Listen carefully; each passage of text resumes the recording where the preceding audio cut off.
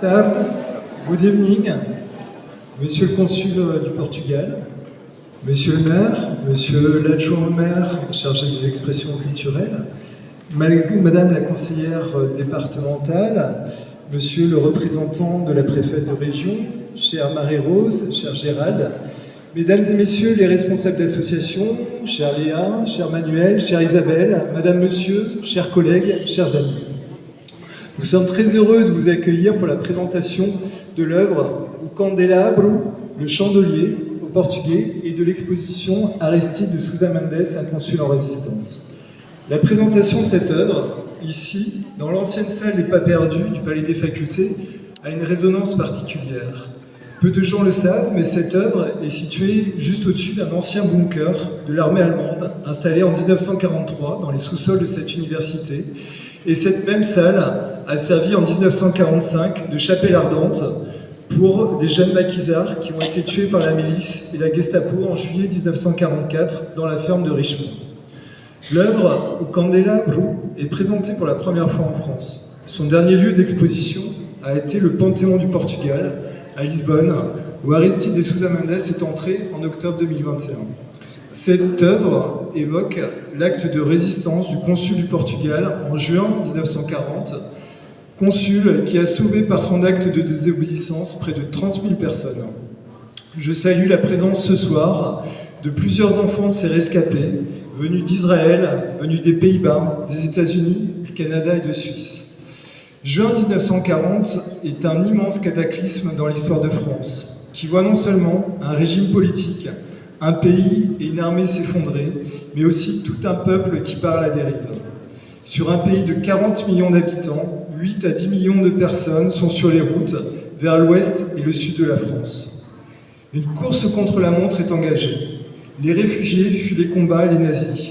Aristide de Sousa Mendes signa un maximum de visas pour sauver le plus grand monde. Il est au courant des menaces qui planent sur lui s'il désobéit à Salazar, dictateur du Portugal, qui limite l'entrée des réfugiés dans ce pays. Juin 1940, à Bordeaux, est un concentré d'histoire, où des choix individuels et collectifs seront déterminants pour les 5 années de guerre en France. Le maréchal Pétain appelle à l'arrêt des combats le 17 juin. Le général de Gaulle quitte Bordeaux pour lancer son appel de Londres le 18 juin, et au même moment, des centaines de milliers de réfugiés affluent à Bordeaux, où Aristide va tenter de leur porter secours. C'est l'un des premiers actes de résistance sur le sol français. Vous allez découvrir dans l'exposition, qui est ici, le parcours de ces réfugiés qui passent par Bordeaux, la désobéissance d'Aristide de Sousa Mendes et ses conséquences, son oubli et sa reconnaissance jusqu'à son entrée au Panthéon du Portugal il y a 6 mois. Les mémoires familiales et l'histoire mondiale s'entremêlent. Elles sont matérialisées par des objets, des documents de France, du Portugal, de Pologne et des États-Unis. Ces photographies et vidéos de réfugiés ont une résonance toute particulière aujourd'hui. Les musées, et en particulier les musées d'histoire, ont un rôle important à jouer pour donner des clés de lecture, pour soigner les âmes des personnes qui ont besoin de se réparer, d'histoires douloureuses, et enfin pour poser des questions à chacun d'entre nous. Le musée d'Aquitaine et le Centre national Jean Moulin travaillent sur 2 histoires qui sont 2 crimes contre l'humanité, la Shoah et l'esclavage. J'en profite pour saluer les collègues du musée intercontinental de l'esclavage de l'île Maurice. Ils travaillent sur la transmission de la mémoire de l'esclavage dans l'océan Indien. Ils sont présents avec nous ce soir. Cette exposition que vous allez découvrir a été rendue possible grâce au travail conjoint de la Sousa Mendes Foundation, en particulier de Gérald, Jennifer, Léa et Monique, du comité Sousa Mendes, avec l'aide de Manuel, de Bernard et d'Isabelle, d'entreprises compétentes et de la formidable équipe du musée d'Aquitaine, technique, administrative, entretien, service des publics, du Centre national Jean Moulin, très investi et très impliqué pour cette exposition, qui a réalisé un travail de préparation de muséographie et d'accompagnement de cette exposition que vous allez découvrir. Celle-ci s'appuie sur les riches collections du Centre national Jean Moulin, donc Christian Bloch, responsable de ce centre et le co-commissaire de cette exposition, celle de la Sousa Mendes Foundation, des archives départementales de la Gironde, des archives de Bordeaux Métropole, de la Bibliothèque municipale de Bordeaux et des collectionneurs particuliers. Je remercie également l'Institut français qui nous apporte son soutien dans le cadre de l'année France-Portugal en 2022, le consulat du Portugal et les partenaires de cette soirée, les caves du Portugal, l'Uso Alimentação et l'atelier des pastéis. Pour terminer, je citerai une réponse d'Aristide de Sousa Mendes à sa mise en accusation en août 1940. Je ne pouvais faire de différence entre les nationalités, vu que j'obéissais à des raisons d'humanité qui ne distinguent ni les races, ni les nationalités des réfugiés. Muito obrigado a todos. Thank you very much. Merci beaucoup pour votre présence ici ce soir, afin de partager et de transmettre l'histoire d'Aristide de Sousa Mendes.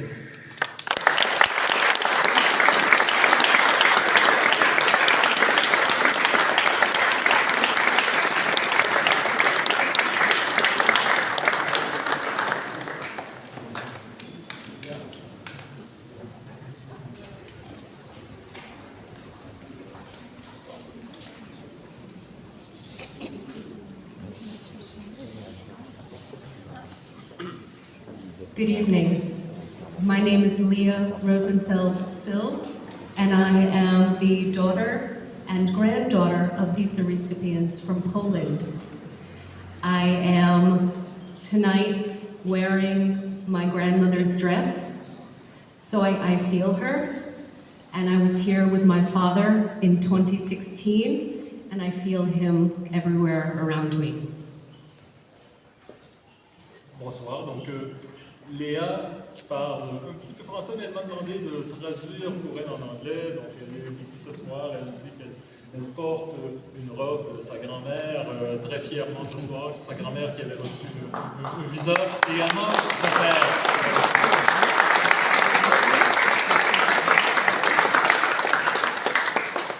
Mr. Consul General, members of the Bordeaux community, members of the Comité, Director Monsieur Fondrine, Sousa Mendes family members, and my dear fellow visa recipients.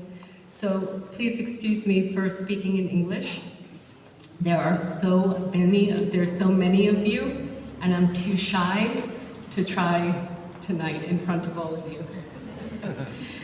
So, on behalf of the Sousa Mendes Foundation, and also as a New Yorker, and a representative of the visa recipients here today, I would like to extend my gratitude for all of your incredible efforts and never-ending work to make this happen.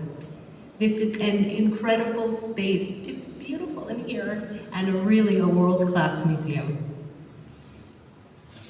Donc, au nom de la Sousa Mendes Foundation de New York, fondation qui représente un grand réseau de personnes sauvées par Aristide de Sousa Mendes, incluant son propre père. Elle est très reconnaissante à toute l'équipe du musée ainsi qu'aux autorités qui ont rendu cette exposition possible, la réalisation de cette exposition dans ce musée extraordinaire.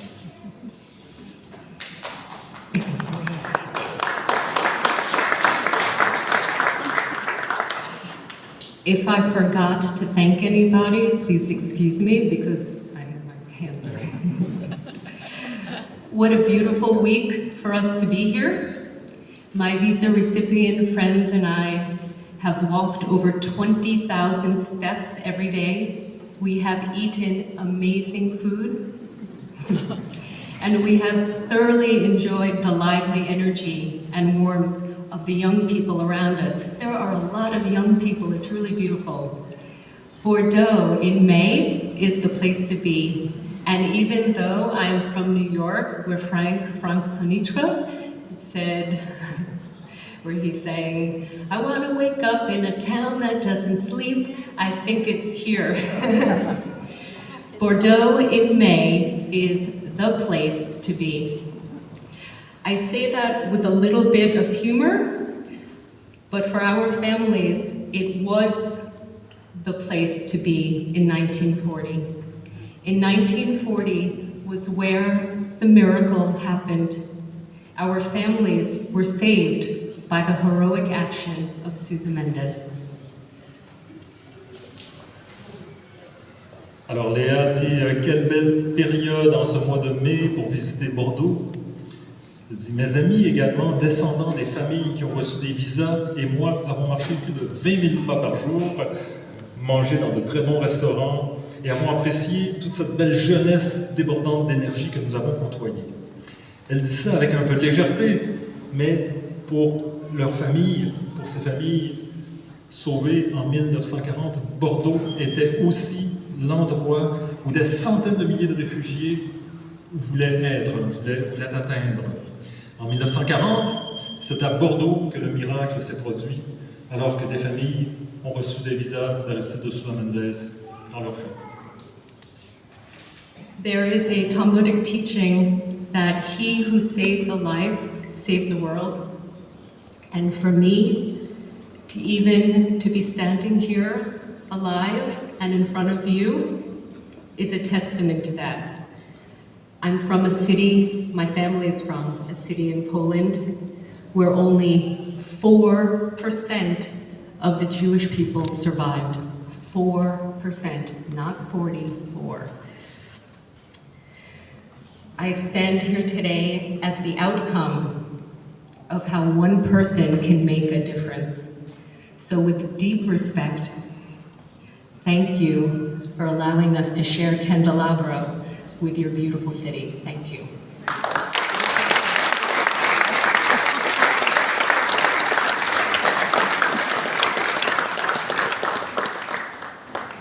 Le Talmud nous enseigne que qui sauve une vie sauve le monde. Et pour moi, pour Léa, le fait d'être ici en vie aujourd'hui rend hommage à ces paroles. Depuis une ville de Pologne, d'où venait sa famille, où seulement 4% de la population juive a survécu. Sa présence ici parmi nous témoigne de comment une seule personne peut faire la différence. Avec sa plus grande estime, elle vous remercie tous d'être ici et d'avoir permis d'exposer ce candélabre dans votre très belle ville.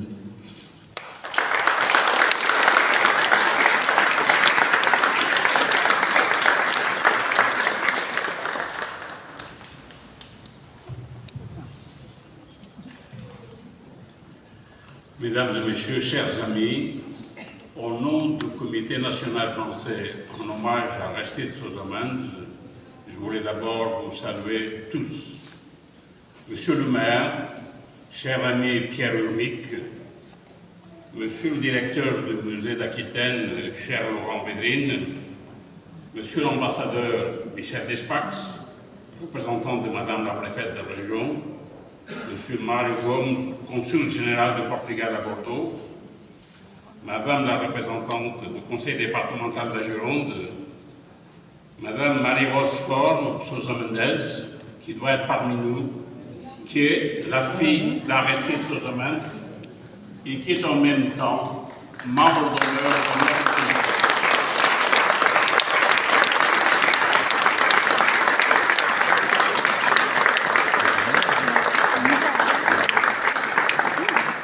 Je salue Marie-Rose pour son courage, pour son soutien.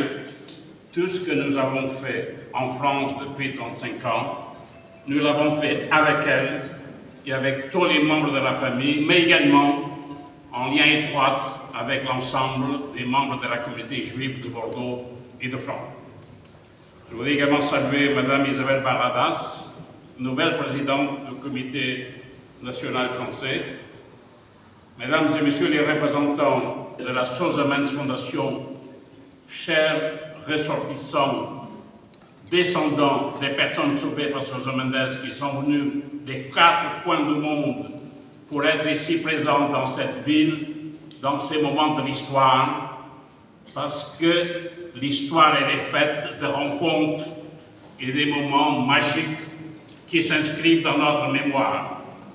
Et je pense qu'il est important de marquer ces moments-là, et la présence des descendants de réfugiés est quelque chose de très important pour nous, même si c'est aussi important pour eux-mêmes.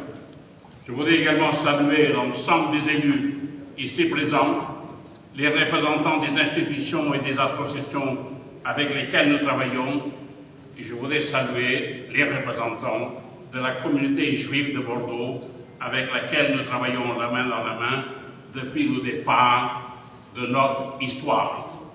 Je voudrais également à cet instant rappeler ce qui a été le procès Papon à Bordeaux, le rôle du comité Sousa Mendes pour faire condamner Papon, pour que la justice passe et pour que la mémoire n'efface pas ces millions d'hommes et de femmes qui ont été exterminés, souvent par la lâcheté et souvent avec la complicité de la France de Vichy. Ce n'est pas uniquement les nazis qui ont commis les crimes, c'est aussi la France de Vichy qui parle ou qui porte une partie de cette responsabilité. Je voudrais également saluer les représentants des médias qui nous font l'honneur de votre présence.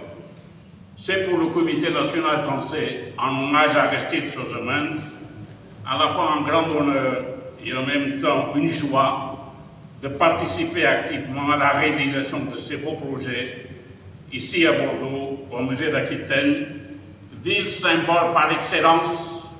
C'est à Bordeaux qu'on a assassiné la Troisième République. Vichy est né à Bordeaux entre le 14 et le 18 juin.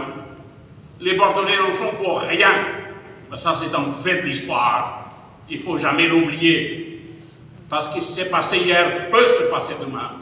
Ce qui se passe aujourd'hui dans certains pays démontre que les satans, que les porteurs de destruction sont toujours debout et que notre indignation ne suffit pas à stopper leur barbarie.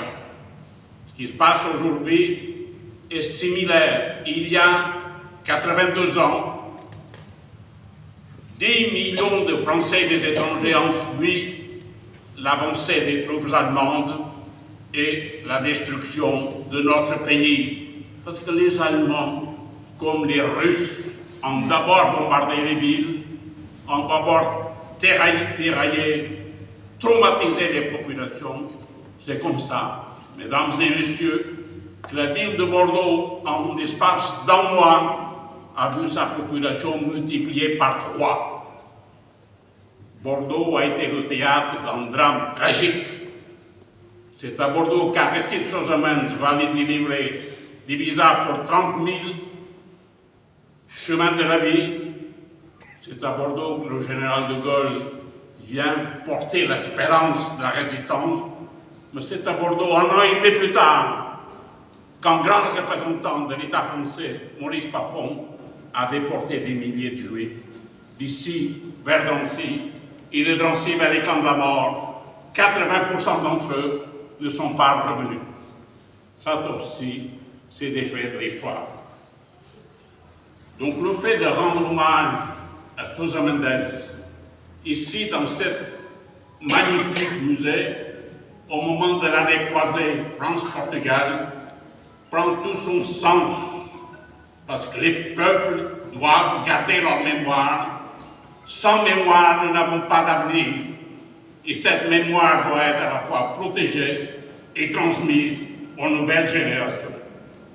Depuis 2 ans, le comité agit pour que ces magnifiques candélabres soient présentés à Bordeaux, dans cette ville où Aristide Sousa Mendes en 1940 va délivrer des milliers de visas pour la vie et la liberté à des réfugiés en danger par l'avancée et par la destruction des troupes nazies et par la complicité du régime de Vichy. Le projet de présentation du candélabre à Bordeaux nous a été proposé courant 2020 par notre ami Gérald Mendes. Je voudrais remercier Gérald pour sa présence, sa confiance.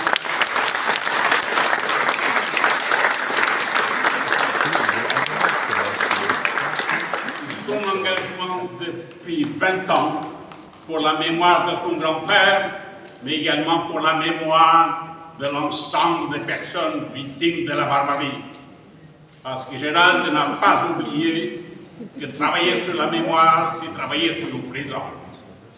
Nous tenons à remercier la ville de Bordeaux de son soutien, de nous avoir permis la présentation de ces candélabres. Je voudrais remercier Laurent Védrine, le directeur de ce musée et à travers lui toute l'équipe qui l'a aidé afin que cette exposition puisse effectivement porter à la connaissance des Bordelais et des touristes ces pages noires de l'histoire qui ne finiront jamais de noircir le noir de nos villes.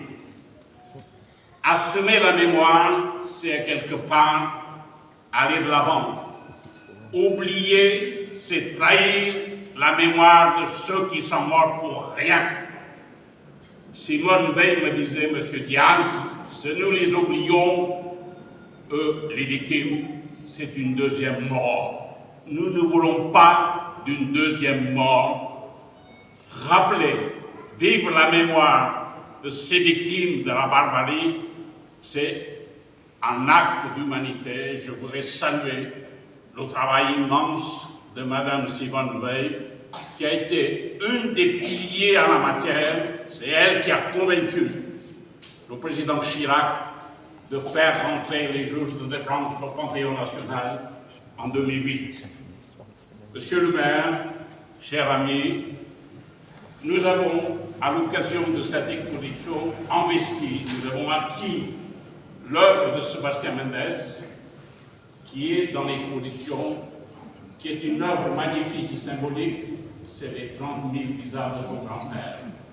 Cette œuvre va être présentée ici à la demande de Laurent pendant toute la période d'exposition, mais nous formulons un vœu, c'est que cette œuvre magique qui est venue des États-Unis reste en France et soit présentée à Bordeaux pour que la mémoire puisse continuer vivante. Je voudrais terminer en remerciant tous ceux et celles que quotidiennement portent le flambeau de la mémoire, parce que c'est grâce à ce travail, c'est grâce à cet engagement que nous rendons hommage aux victimes et que nous faisons vivre la démocratie. Depuis maintenant 35 ans, cher Pierre Urmic, nous avons tissé des relations d'amitié avec la ville de Bordeaux et avec le musée d'Aquitaine. Je formule un vœu au nom du comité 72 que cette coopération se poursuive et que nous puissions à l'avenir être encore plus opérationnels dans l'action à faveur de la mémoire. Merci à vous tous et que le combat continue.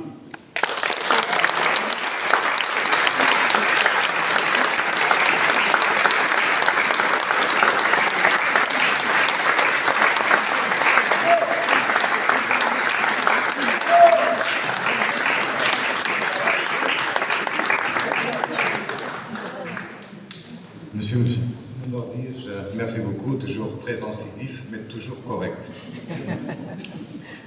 Monsieur le maire, monsieur le directeur du musée d'Aquitaine, madame la présidente du comité Sousa Mendes, madame et monsieur les représentants de la Sousa Mendes Foundation, mesdames et messieurs les élus, représentants des confessions religieuses et d'associations, mesdames et messieurs. Je voudrais d'abord vous transmettre le regret de monsieur le ministre de la Culture du Portugal de ne pas pouvoir être présent à cette inauguration comme il le souhaitait. Mais malheureusement, quand elle a reçu l'invitation très sympathique de monsieur le maire, son agenda ne lui permettait pas d'être présent parmi nous.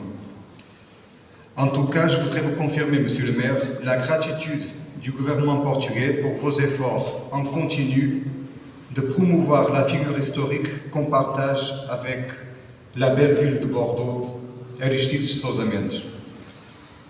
Comme vous m'avez dit à la première fois que nous sommes rencontrés, Aristides fait partie de notre patrimoine en commun.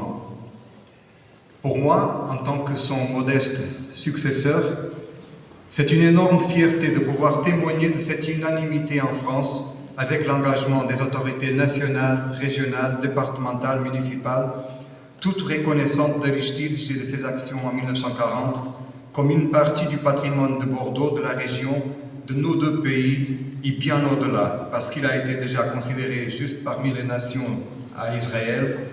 Il a été honoré par le Sénat des États-Unis, son exemple a été distingué par les Nations Unies. Il est devenu donc aussi à niveau international un ambassadeur de Bordeaux aussi que du Portugal. Parce que même si Aristides était portugais, et il servait même l'État portugais, ses actions démontrent qu'il y a des valeurs plus profondes et plus importantes de solidarité, d'humanité, qui surmontent les notions de nationalité, de race, de religion, de couleur de peau. Il faut comprendre qu'en 1940, personne ne pouvait imaginer que les nazis implanteraient les champs de concentration et de mort. Alors, en 1940, ce qui a provoqué la réaction d'Aristides était la xénophobie, la différenciation entre êtres humains, la déshumanisation de ceux qui ne partagent pas la couleur, la nationalité ou la foi de la majorité. Et ça aussi, c'est une leçon. Il ne faut pas attendre pour dénoncer et pour résister dès les premiers signaux aux politiques d'apartheid. Le Portugal démocratique a su prendre ses valeurs et on se bat au sein des Nations Unies et à travers notre diplomatie pour la promotion des droits de l'homme. Et on défend et contribue de façon engagée à la protection des réfugiés et demandeurs d'asile, comme on l'a fait pendant la crise syrienne avec les réfugiés afghans et maintenant d'une façon très proche avec les Ukrainiens. L'altruisme et l'humanisme d'Aristides doivent nous inspirer pour qu'on puisse ensemble bâtir un monde meilleur. Et pour comprendre l'importance de ses actions et l'ampleur de son geste, lui qui a été responsable pour la plus grande action individuelle de sauvetage pendant la Deuxième Guerre mondiale, il faut promouvoir la connaissance et le partage. Et des expositions comme celle-ci sont d'une importance extrême pour que nos citoyens et surtout nos jeunes aient des repères et des figures inspiratrices comme Aristides de Sousa Mendes pour se rappeler de l'importance de la solidarité, de l'altruisme et du respect pour la vie humaine. Aujourd'hui, on aura aussi des témoins, des membres de la famille d'Aristides, et je profite pour saluer sa fille Marie-Rose et son petit-fils Gérald, ici présent, et aussi des descendants de personnes qui se sont sauvées grâce à son action. Ses voix et le travail exemplaire de la Fondation Aristides Sousa Mendes au Portugal, Sousa Mendes Foundation aux États-Unis et surtout du comité Sousa Mendes ici à Bordeaux sont d'une énorme actualité et importance, et je voudrais aussi leur transmettre ma profonde reconnaissance. À vous, Monsieur le maire, ainsi qu'au musée d'Aquitaine, je voudrais une fois en plus vous remercier de vos efforts pour dignifier, mettre en valeur et rendre plus connue la figure d'Aristides Sousa Mendes. Merci beaucoup et merci de cette opportunité de nous permettre, à nous, Consulat général du Portugal, de nous associer à une initiative de cette importance, surtout en cette année de saison culturelle croisée France-Portugal, qu'on continuera à fêter jusqu'au mois d'octobre et qui permettra encore beaucoup d'activités culturelles portugaises à Bordeaux dans les mois à venir. Merci à tous.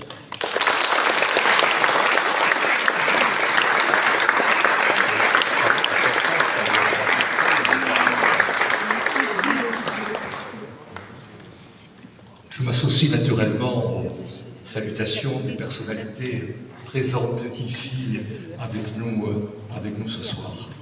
Je voudrais remercier Manuel, également Monsieur le Consul, d'avoir rappelé ces pages sombres de notre histoire. Je pense que nous partageons tous la conviction que le passé non seulement éclaire le présent, mais doit également l'orienter. Je pense qu'il ne faut cesser de rappeler ce que disait fort bien, c'était là toujours d'actualité, Bertolt Brecht, quand il disait « Le ventre est toujours fécond, qui enfanta la bête immonde ». J'ajouterai que l'on peut aussi partager l'idée que le ventre est toujours fécond, qui enfanta des belles âmes, comme celle de Sousa Mendes. Ici, vous savez, au musée d'Aquitaine, au pied de la sépulture de Michel de Montaigne, il y a une citation de ce grand philosophe bordelais. Quand je dis grand philosophe, j'ai envie de rajouter aussi maire de Bordeaux en 1580, tendance à se souvenir plus du philosophe que du maire, mais Michel Montaigne était le maire de Bordeaux en 1580 dans des heures qui étaient également des heures difficiles. Mais la citation de Michel Montaigne qui figure ici au pied de la sépulture est la suivante: il n'y a pas une idée qui vaille qu'on tue un homme. Je pense qu'Aristide Sousa Mendes l'aurait partagé. Je suis persuadé que nous la partageons tous et qu'il s'agit d'une phrase toujours d'actualité. Michel de Montaigne et Aristide Sousa Mendes ont tous deux vécu à des périodes extrêmement violentes. Mais leur liberté de conscience, leurs valeurs humanistes et leur foi les ont toujours guidés. Je suis donc très heureux que le musée d'Aquitaine, qui honore à Bordeaux la mémoire de Montaigne, accueille aujourd'hui l'exposition au Candélabro Aristide Sousa Mendes, un consul en résistance. Avec cette exposition, Bordeaux est heureuse d'honorer une nouvelle fois un grand résistant qui a sauvé d'une mort certaine 30 000 femmes, hommes et enfants en délivrant en 8 jours les visas nécessaires pour fuir la France. Alors que notre République vivait à l'heure de la barbarie administrative de Maurice Papon, dont le nom a déjà été cité, elle fut aussi le lieu d'un acte de désobéissance héroïque, avec pour seule arme un tampon officiel. Cette exposition s'inscrit dans les actions bordelaises de l'année France-Portugal. Elle nous permet surtout de renforcer les liens d'attachement que Bordeaux noue avec les femmes et les hommes de la communauté portugaise. Et je veux rassurer Manuel, il n'y a aucune raison que cela s'arrête, et au contraire que cela prospère. Votre patrimoine culturel et artistique, nos échanges multiples, et aussi, j'ai envie de dire, votre gastronomie, embellissent chaque jour notre vie bordelaise. Cette exposition nous donne l'occasion d'accueillir l'œuvre originale inspirée par l'artiste Sébastien Mendes, réalisée par le plasticien Werner Klotz et la chanteuse Almut Kuhn, œuvre qui nous interpelle par sa taille, par sa forme, par son usage de la vidéo, mais qui surtout est un hommage vibrant au consul rebelle que fut Aristide Sousa Mendes.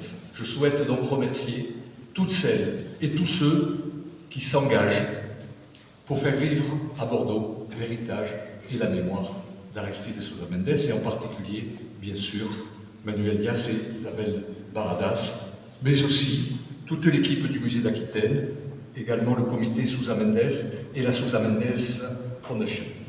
Je vous souhaite à toutes et à tous une très belle découverte de cette exposition. Je vous remercie.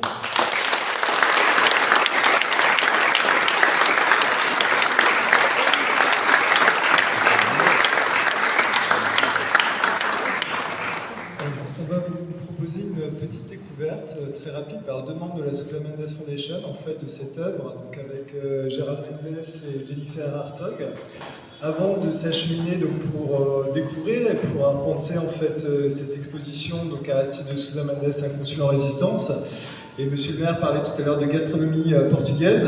Donc on a différents partenaires en fait qui nous accompagnent pour cette soirée. Et donc je crois qu'on va découvrir une partie de la culture gastronomique portugaise ce soir. Bonsoir. Monsieur le maire, monsieur le consul général du Portugal, cher Laurent, très chère tante Marie-Rose, chers amis et collègues du comité Aristide Sousa Mendes, Isabelle, Emmanuel, très chère Léa et très chère Jennifer, collègues dans ce projet et représentantes de la Sousa Mendes Foundation. Je suis la branche canadienne de la grande famille d'Aristide et Angeline Sousa Mendes, qui ont tout sacrifié pour aider ceux venus frapper à leur porte, ici même à Bordeaux, en juin 1940. Ce qu'ils ont fait avec amour et générosité. Mes premières paroles et pensées iront quand même pour les millions de réfugiés de guerre qui se retrouvent encore sur les routes de l'exil, ici en Europe, alors qu'ils fuient les bombardements de leur ville, alors que des enfants, des femmes et des hommes sont tués ou que leurs maisons sont détruites, alors qu'ils souffrent de la faim, du froid, de la maladie, sans oublier d'autres horreurs de la guerre telles que le viol, mais aussi la destruction des rêves et des familles, et tout ça se passe en ce moment même. Mais il y a aussi aujourd'hui des hommes et des femmes courageux qui refusent le silence et l'indifférence, qui prennent des risques personnels majeurs et agissent héroïquement pour sauver les autres. Alors puissent les actes de courage d'Aristide être une source d'inspiration pour tous ces sauveteurs contemporains qui font la différence. Mais revenons-en au candélabre. Vous vous demandez sûrement pourquoi une sculpture représentant un lustre, qui aurait pu être suspendu, mais ça aurait été un petit peu plus compliqué, avec des vidéos qui pointent vers l'intérieur, de la musique et des sons. Cette sculpture a été imaginée par un autre petit-fils d'Aristide, mon cousin Sébastien, qui lui était de la branche américaine de la famille, une famille qui fut dispersée partout dans le monde alors qu'il n'avait plus d'avenir au Portugal sous la dictature de Salazar. Mon père, Louis-Philippe, qui était le 12e, avait 12 ans au moment des faits ici à Bordeaux. Il étudiait au lycée Montaigne. Et quand sa famille a quitté à partir de juin 40, il n'est plus allé à l'école au Portugal. Sous la dictature, il n'y avait plus d'avenir pour la famille. C'est son père qui lui a fait les classes. Et puis, il a émigré en 1948 au Canada. Donc son père, le père de Sébastien, de mon cousin Sébastien, qui avait aussi fait la guerre, le débarquement de Normandie, recevait parfois des anciens compagnons d'armes ou des survivants des camps de la mort en visite chez eux en Californie durant les années d'après-guerre. Et un jour, tandis que Sébastien écoutait les conversations entre son père et un survivant d'Auschwitz et de la marche de la mort, son père demanda à cette personne comment il avait fait pour survivre à la faim, au froid, durant ces nuits froides. Et ce dernier lui répondit, « C'est très simple, je regardais la voûte céleste étoilée durant la nuit, et je m'imaginais un grand lustre suspendu à la place des étoiles, et aussi un banquet, et ça me donnait de la force. » Et c'est avec cette image que beaucoup plus tard, quand Sébastien, devenu adulte et professeur d'art contemporain, décida de créer une œuvre d'art en forme de candélabre à la mémoire de son grand-père et des personnes sauvées par ses visas, avec des écrans vidéo à la place des bougies. Mais alors qu'il allait en réaliser la construction, Sébastien est décédé subitement. C'est donc son ami et artiste Werner Klotz qui, appuyé financièrement par des familles de personnes sauvées et des descendants d'Aristide de Sousa Mendes, a réalisé l'œuvre d'art telle que vous la voyez aujourd'hui. Je passe maintenant la parole à ma collègue et grande amie Jennifer Hartog, dont la famille a reçu de nombreux visas, et qui va vous expliquer l'œuvre d'art plus en détail.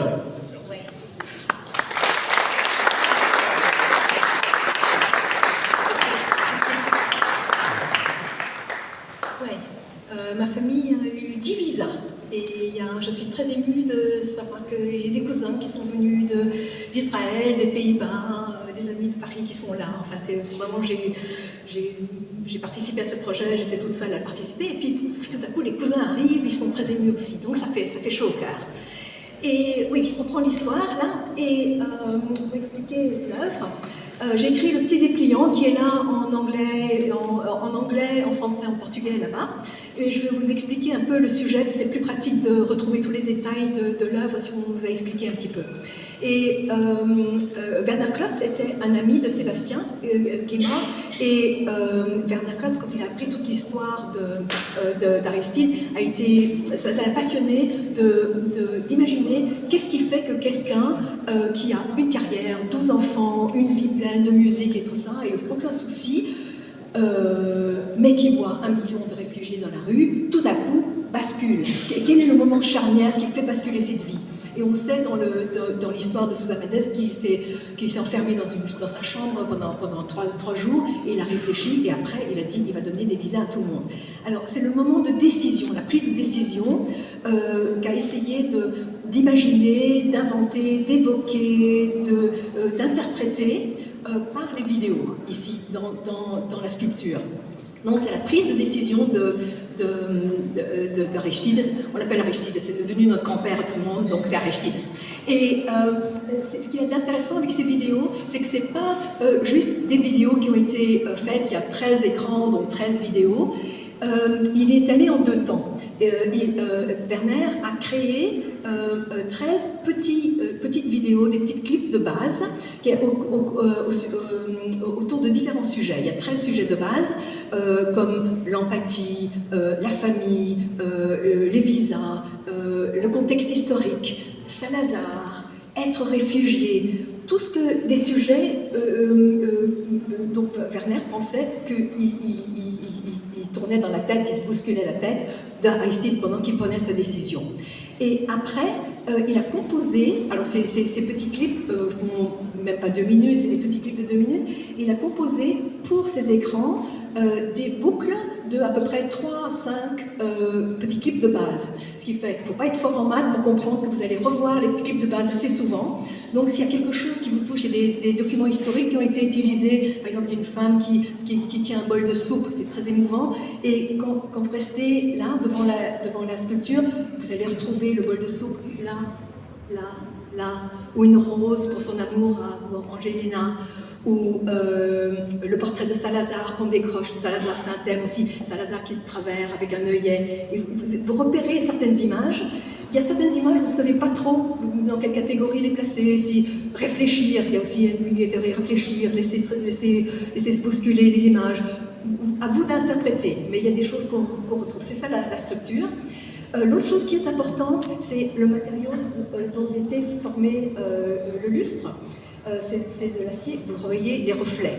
Werner travaille beaucoup avec les reflets, mais ici c'est extrêmement pertinent parce que en vous approchant, vous êtes happé.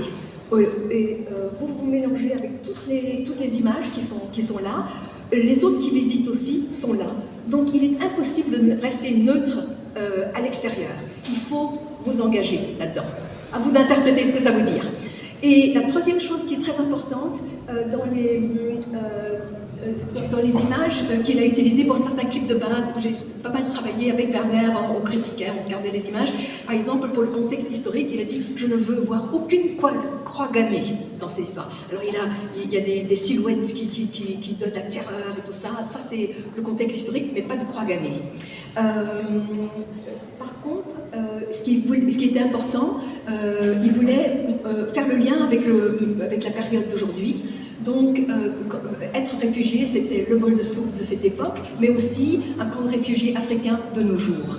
Donc, vous allez le redécouvrir là. Ça, c'est en gros cette histoire des images. Pour la musique, il a demandé à Almod Kuhn de composer quelque chose.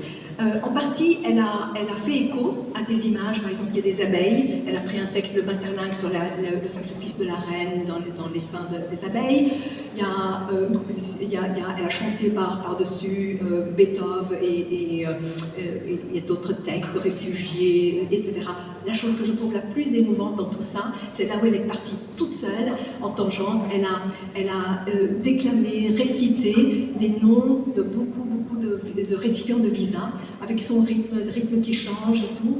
Et ça, je trouve, ce qui est le plus émouvant, c'est qu'elle fait ça avec un accent allemand. De l'entendre réciter des noms juifs avec un accent allemand, ça n'avait pas été possible il y a plusieurs décennies. Ça, je trouve ça très fort. Et ça, c'est en gros ça. Quand on a commencé le projet en juin 2019, on savait qu'on faisait honneur à quelqu'un qui était très important et que c'était important de marquer ce coup, de garder cette mémoire. Malheureusement, on ne savait pas à quel point ce serait pertinent, mais heureusement qu'on a cet exemple pour nous inciter, nous exhorter à être vigilants, à être empathiques, à montrer de l'empathie et à être critiques et ne pas se laisser embarquer dans toutes les idéologies.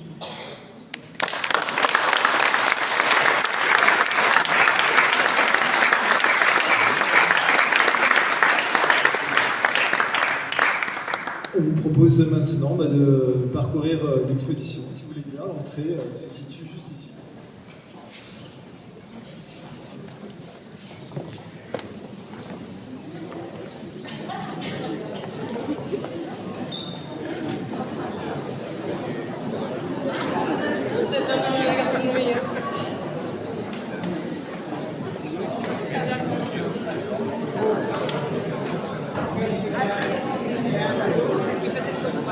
examen.